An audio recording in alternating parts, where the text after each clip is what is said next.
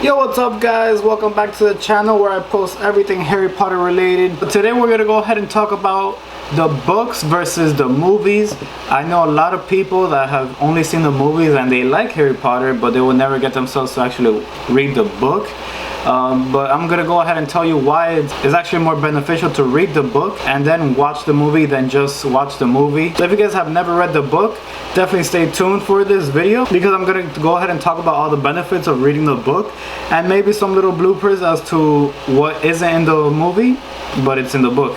So spoiler alert, because we're gonna go ahead and talk about some things that aren't in the movie if you have never heard it before. If you guys are new here, please make sure to go ahead and subscribe if you have not done so already. I post everything Harry Potter related every other day, and let's just go ahead and jump right into it, shall we?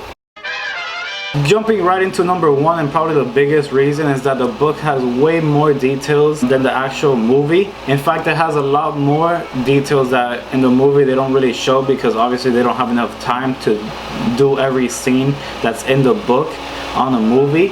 It would actually probably take about 3 to 4 hours in one movie alone to have a whole book. A lot of cool stuff that has happened on the books you'll never be able to see on the screen because it just takes too much time and production time and value to go ahead and make those things happen, and especially it would just take hours to make. There are actually a lot of characters in the books and plots and all of those amazing things that you'll never be able to see in the movie. Like for example, they have Peeves the Poltergeist. He plays a really big role in the books. He's in, I think, every single book, but in the movie they don't really show him at all. They have Ludo Bagman that also plays a really big role, especially in Goblet of Fire here, and you never get to see him in the movie. Also, if you're only watching the movies, you're gonna miss a lot of references even in the movie because they don't really have time to talk about those type of things.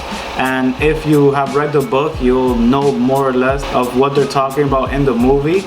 And there's some little clues here and there that you would get in the book and you'll never really know what the heck they're talking about or what they're really doing in the movie. In this book, actually, in Goblet of Fire, they talk about Bertha Jorkins, which she's a wizard that has gone missing in the Armenian forest where supposedly Voldemort was staying around, and they never talk about her here. I think they talk about her there in the movies, I'm not sure, but she never comes up. There's a lot of missing pieces in the movie that you'll never get to see, but in the book, like I said, in the book there's a lot more details. They actually go into her background.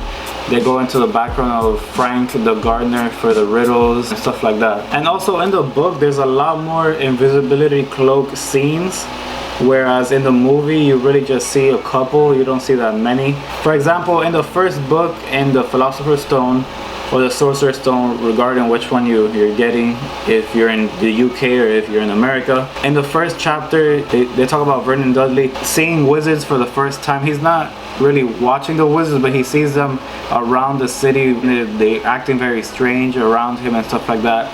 He also sees a cat reading a map, which ended up being McGonagall, and it just goes on and on and on. Probably the first 10 to 15 seconds of the movie, it took about 5 to 10 pages on the book just to go ahead and just go through those 15 seconds in the film. So yeah, there's a lot more information squeezed in there if you're reading the book aside from just watching a movie.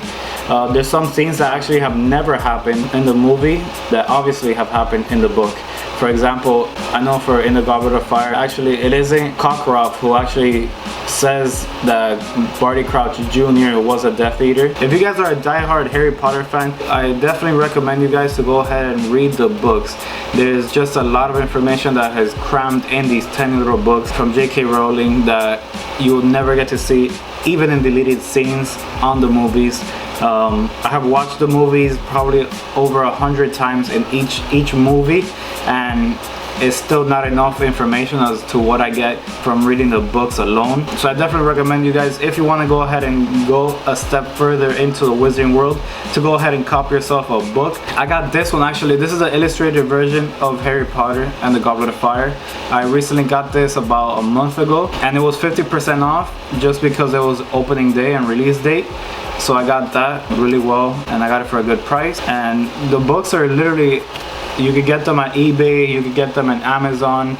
I got my trunk, which it's not this trunk, but I got my smaller trunk with the whole collection, the whole United States collection, for I think $120. So yeah, you could also just read one book at a time.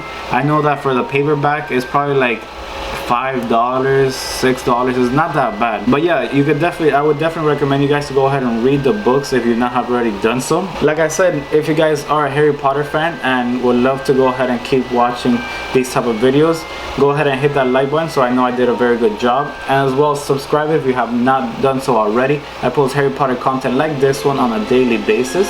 And without further ado, I'll see you on the next one. I love you guys. I am out of here.